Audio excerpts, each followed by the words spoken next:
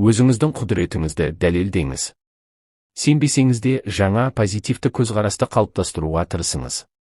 Түйсігіңізде кез келген ойды немесе идеяны қалыптастыра алатыныңызды еске түсіріңіз. Ми оны қабылдайды. Тек қана оны бірнеше рет қайталап, сезімдер арқылы беру керек. Ми дағды бойынша жұмыс жасайды. Егерде миыңызда шектеулі көзқарастарға орнығуға жол берсеңіз, оларды қуып шыға аласыз. Жаңа позитивті идея қалыптастырып, ескі көзқарасты жойып жібергенше дейін, оны бірнеше рет қайталау қажет.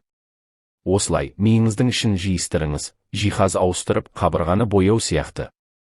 Барлық ескі, бірнеше жыл бойы қалыптастырған негативті және өзіңізді жоятын көзқарастарды жойып, оларды жаңасына ауыстырыңыз. Төменде келтірілген тізімді мұқият қарап шығыңыз да, мұнда сіз қолданатын көзқарастар жоқ па екен? Мен оны жасай алмаймын. Мен ешқашан көп нәрсеге қол жеткізбеймін.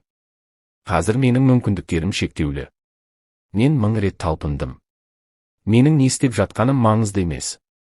Қалғандарын анықтау өте қиын. Әрдайым бірдеңе ойдағыдай болмайды. Бұл уақытша. Бір нәрсеге қол жеткізу үшін көп жұмыс жасау керек. Ештеңе жайдан жай келмей. Қазір менің уақытым емес. Не істерімді білмеймін. Егерде осы көзқарастардың біреуі сізге таныс болса, тез арада жаңа, позитивті көзқарастар қалыптастыра бастаңыз.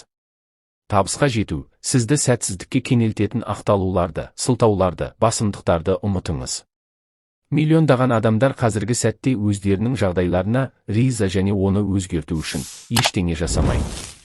Олар өмір қиындықтарға толы деп сеніп, өмір ағысына беріледі. Оларға ештеңе шабыт бермейді.